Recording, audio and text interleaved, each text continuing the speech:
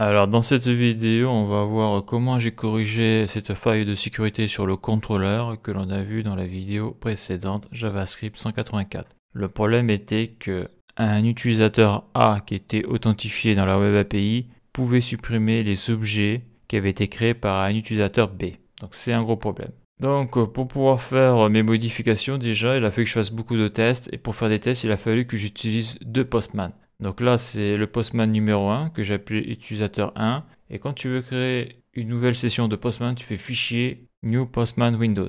Donc là une autre fenêtre vient de s'ouvrir. Le gros intérêt de ça, c'est que ici je vais mettre email test 1, donc ça sera l'utilisateur numéro 1, et ici j'aurai l'utilisateur numéro 2. Parce que sinon pour faire les tests c'est ingérable. Là je l'ai fait ici, là j'ai l'utilisateur numéro 2. Donc on voit que l'utilisateur numéro 1, son user ID c'est CCA5, et l'utilisateur numéro 2, son user ID c'est CCA8. Donc l'utilisateur numéro 1 a créé plusieurs objets, on les voit. Donc c'est bien CCA5 qui a créé ces différents objets. Et donc l'objectif va être de modifier le code pour que CCA8, quand je serai sur la route d'elle, ne puisse pas effacer les objets de l'user ID CCA5. Voilà. Donc déjà, la première chose que je veux faire, comme je vais faire beaucoup de tests sur ma route d'elle, je vais désactiver toute cette partie-là. Pourquoi? Parce qu'à chaque fois que je fais un test, si ça passe, ça va me supprimer mon objet. Donc là, je fais un get.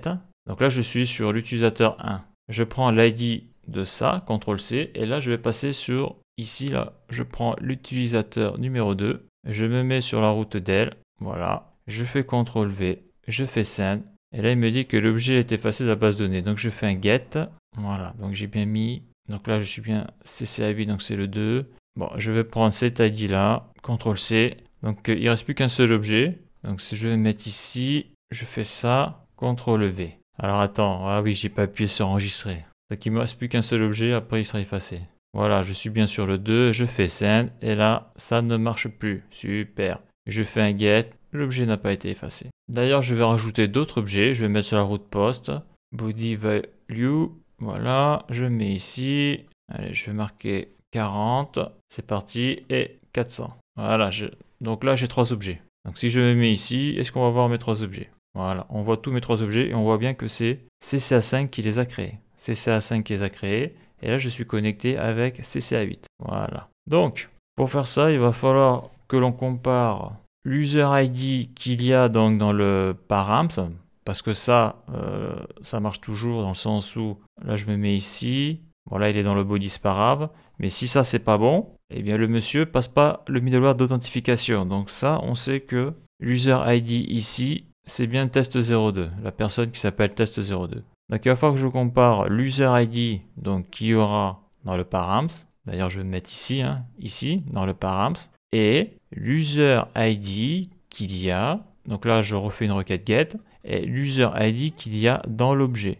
Donc il va falloir faire que si l'user ID qu'il y a dans l'objet que je sélectionnais là dans la requête del est strictement égal à l'user ID qu'il y a dans params, alors tu pourras supprimer l'objet. Si c'est différent, c'est qu'il y a une tentative de piratage. Voilà. En tout cas, il y a des intentions malveillantes. Donc on avait déjà vu, donc ça je le laisse, ça mange pas de pain. Donc on l'avait déjà vu, mais je vais le remonter parce que c'est bien de voir toutes les étapes. On va voir déjà ce qu'il y a dans l'objet, là, dans la réponse de la promesse. Donc là, je vais faire un console log, objet, et je vais afficher l'objet. Je fais un CTRL-S, et je fais une requête del, que je ne me plante pas d'objet. Donc c'est le 365, c'est le 365, j'envoie. Donc on voit que dans le résultat de la promesse, on a l'ID de l'objet.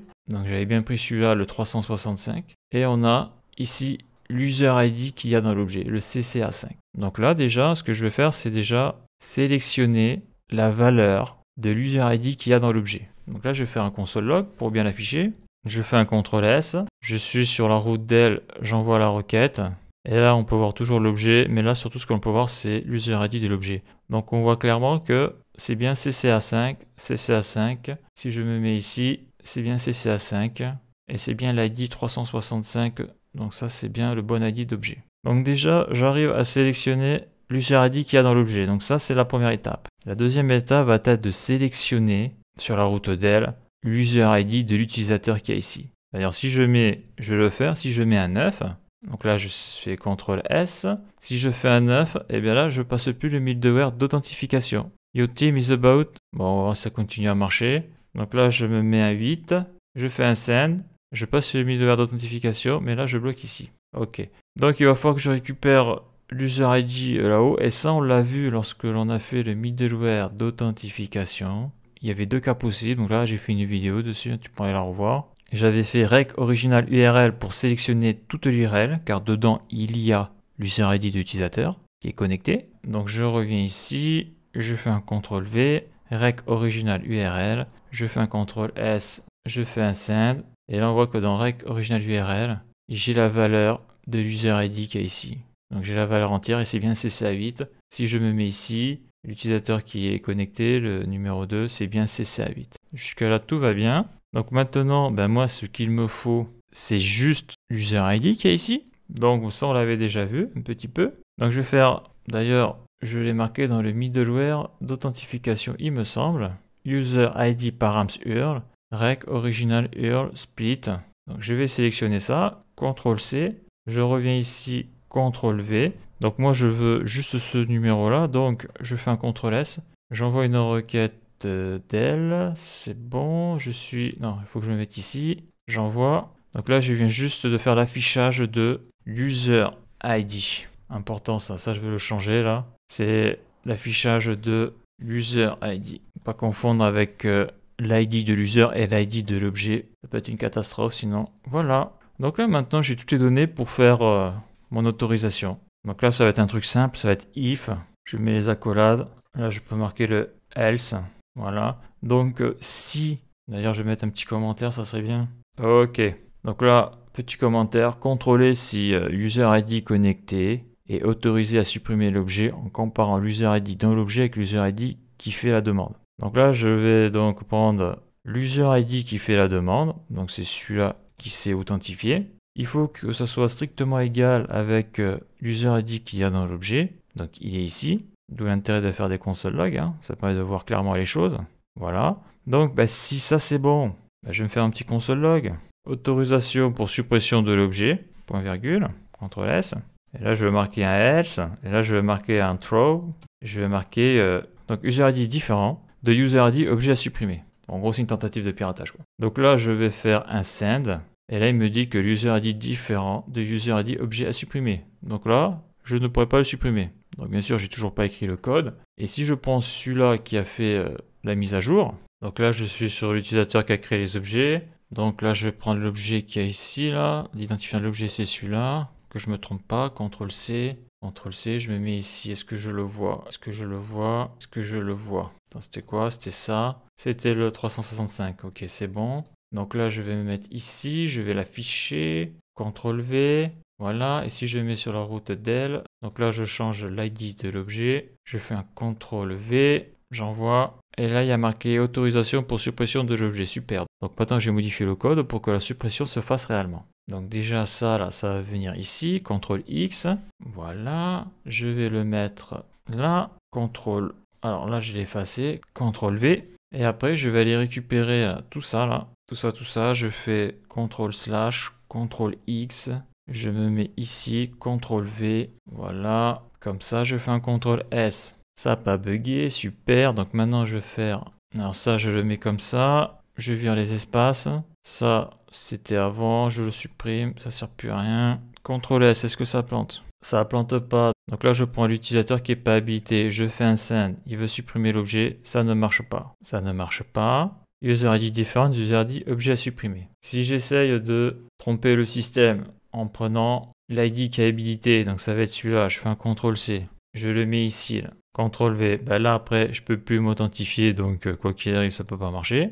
Là je refais un test, ça ne marche pas. Donc la seule personne qui peut supprimer l'objet, c'est la personne qui l'a créé. Donc au niveau de l'objet, j'ai bien le 0365. D'ailleurs avant de le supprimer, je montre que je peux le lire. Donc c'est celui-là, c'est 0365. Et là je suis sur l'utilisateur de lui, il peut pas le supprimer. Voilà. Donc là maintenant, je vais envoyer la requête. Objet effacé de la base de données. Le 365 va disparaître. Voilà, il n'est plus là. Et là, je vois que il n'y a plus aucun objet. Donc je vais aller voir du côté de l'utilisateur numéro 2. Get. OK.